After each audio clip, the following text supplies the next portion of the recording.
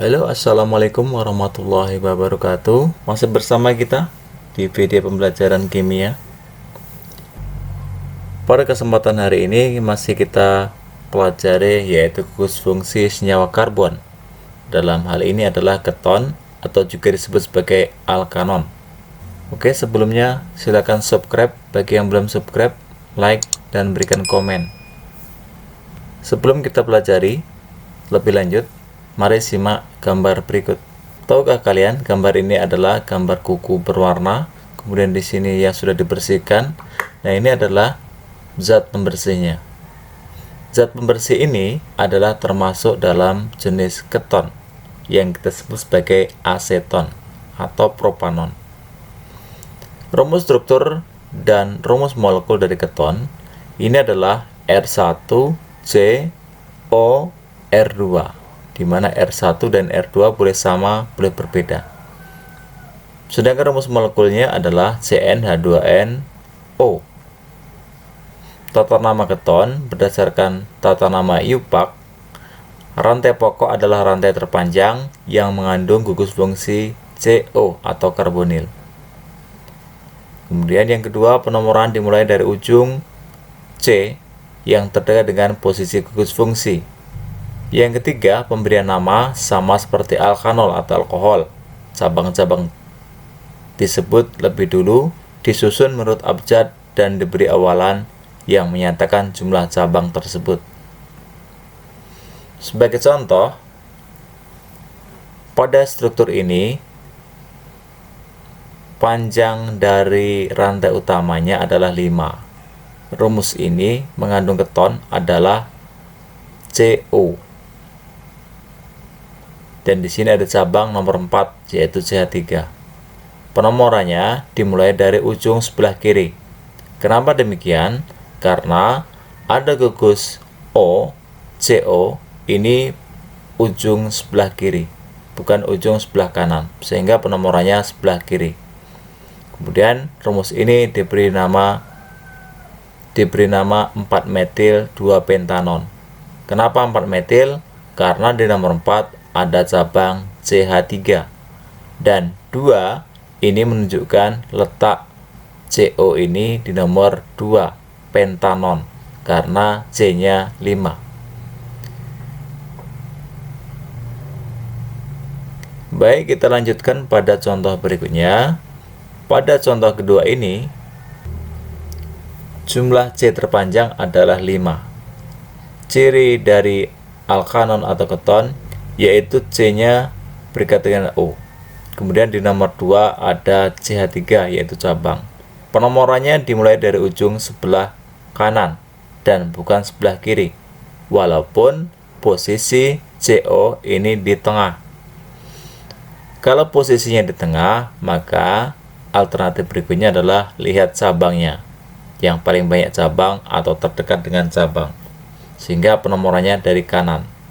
Nama dari rumus ini adalah 2-metil 3-pentanon, karena di nomor 2 itu adalah ada metil dan nomor 3 ada gugus fungsi keton. Pentanon menunjukkan bahwa rantai utamanya adalah 5.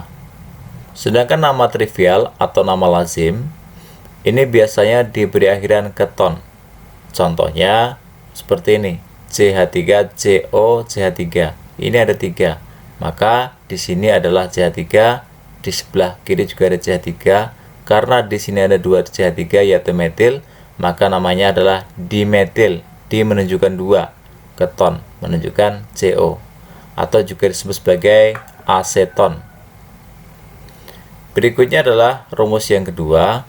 Ini diberi nama etil metil keton. Kenapa demikian? Etil itu menunjukkan ada C2H5 dan metil menunjukkan CH3. Kemudian nama yang benar adalah etil metil keton. Contoh ketiga, ini diberi nama dietil keton. Kenapa demikian? Karena etilnya ada 2, yaitu di sebelah kiri dan sebelah kanan. Sama, maka diberi awalan di, sehingga namanya dietil keton. Kita lanjut pada isomer posisi keton. Keton juga mempunyai isomer posisi karena gugus fungsi dapat berbeda. Isomer posisi mulai terdapat pada pentanon, yaitu jumlah C-nya 5. Pada C5H10O, kita bisa buat 2 pentanon, 3 pentanon, dan 3 metil 2 butanon, di mana jumlah C-nya, H dan O semuanya sama. C-nya 5, hanya 10, O-nya 1. Isomer fungsi antara aldehyde dan keton. Aldehyde dan keton mempunyai kesamaan, yaitu rumus molekulnya sama. Contoh C3H6O pada aldehyde seperti ini. Ini adalah propanal. Jumlah C, H, dan O-nya sama dengan keton. Sedangkan pada keton ini kita beri nama propanon. Kemudian pada C4H8O bisa kita buat dari aldehyde, yaitu butanal. Kemudian pada keton C4H8O bisa kita buat 2 butanon. Kemudian pada C5H10O kita bisa buat aldehyde seperti ini, namanya pentanal. Sedangkan pada keton bisa kita buat 3 pentanon. Aldehyde dan keton ini bisa dibedakan dengan reaksi, yaitu aldehyde dengan Fehling ini menimbulkan endapan merah bata, sedangkan aldehyde dengan tolen ini menghasilkan endapan cermin perak.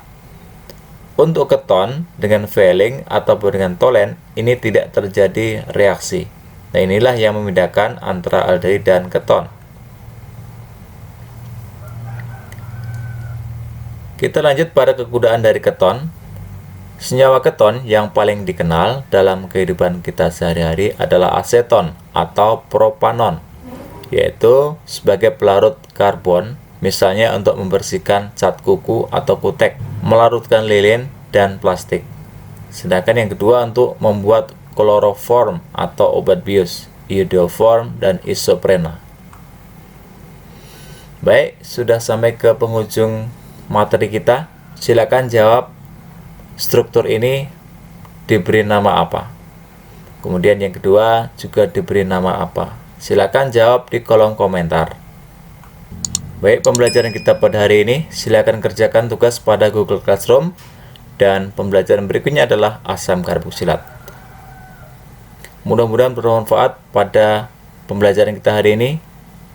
Demikian, wassalamualaikum warahmatullahi wabarakatuh.